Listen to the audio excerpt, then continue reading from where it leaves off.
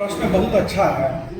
इस एक प्रश्न में ही बहुत सारा बात समाहित हो गया है, तो धन्यवाद इतना अच्छा सवाल पूछने के लिए। आज का जो विषय है प्रेस कॉन्फ्रेंस का, वो विषय है कि हम लोगों को चुनाव आयोग ने, निर्वाचन आयोग ने परसों सिंबल प्रदान किया है। वो सिंबल स्कूल बैग के रूप में हम लोगों को मिला है। जैसा कि हम लोगों ने निर्वाचन आयोग से मांगा था कि हमारा फर्स्ट प्रायोरिटी स्कूल बैग था। उसके पीछे कारण यह है कि हम बिहार को बदलने की बात करते हैं, हम बिहार को बेहतर बिहार बनाने की बात करते हैं। जब हम बिहार के इतिहास को झांकते हैं, पहले जाते हैं, तो हम देखते हैं कि पुराने ज़माने में पूरे देश में दो विश्वविद्यालय प्रमुख हुआ करते थे, विक्रमशिला और नालंदा। वो दोनों ही बिहार में हुआ करते थे, यानी कि बिहार शिक्षा और ज्ञान का केंद्र हुआ करता था पूरी दुनिया में। बाद के दिनों में जो सरकारें आई और जब ध्रुवीकरण की राजनीति आई, ध्रुवीकरण की राजनीति में शिक्षा कहीं गौण हो गया, नेतृत्व में चला गया और ध्रुवीकरण की राजनीति यहाँ पर चलने लगी। इसमें शिक्षा गौण हो गया था। तो जन सुराज का मानना है कि बिहार की दुर्दशा का कारण यह है कि यहाँ पे शिक्षा समाप्त हो गया है।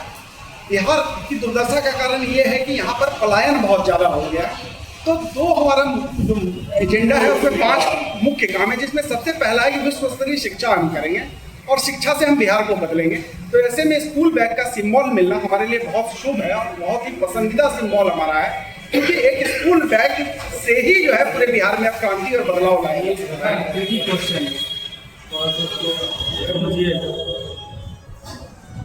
लोगों के मन में सवाल है कि जन सुराज पार्टी जो बिहार बदलाव की बातें कर रही है।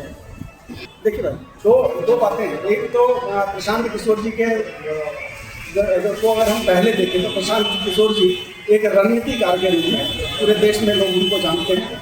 बहुत सारी पार्टियों का उन्होंने चुनाव कैंपेन किया और सफलता से उस चुनाव कैंपेन को समाप्त किया। उस चुनाव कैंपेन में सफल हुए, उन पार्टियों को जिताया उन्होंने। प्रशांत किशोर जी पिछले 3 वर्षों से बिहार की पीड़ा को लेकर बिहार के लोगों के बीच में पदयात्रा कर रहे हैं, गांव-गांव घूम रहे हैं। अपनी जो विलासिता वाली जो ऐशो-आराम की जिंदगी थी उसको त्याग के बिहार के गांव-गांव में सिर्फ इसलिए घूम रहे हैं ताकि बिहार के लोगों को जगाया जा सके या बताया जा सके कि हमारे बदहाली का कारण हम और आप नहीं हैं, ये राजनीति। ये नेता हैं जिन्होंने हमारे और आपके ऊपर ध्यान नहीं दिया, हमारे और मुद्दों के ऊपर ध्यान नहीं दिया।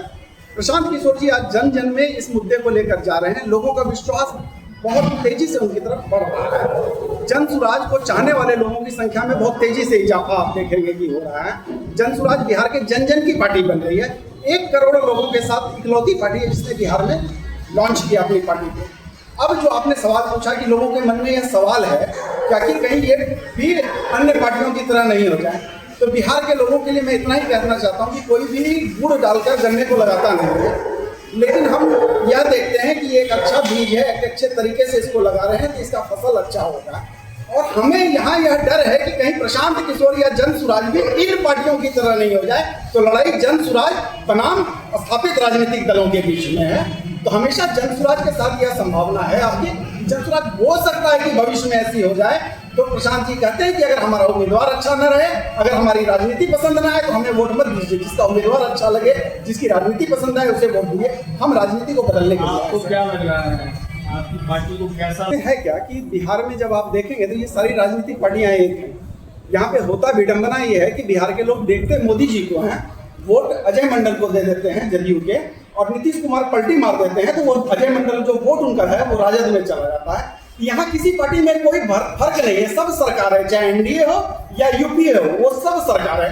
जनता की बात करने वाली इकलौती पार्टी जन सुराज है जो लोगों की बात करके लोगों के बीच में कर रही है। बहुत बहुत धन्यवाद आपका।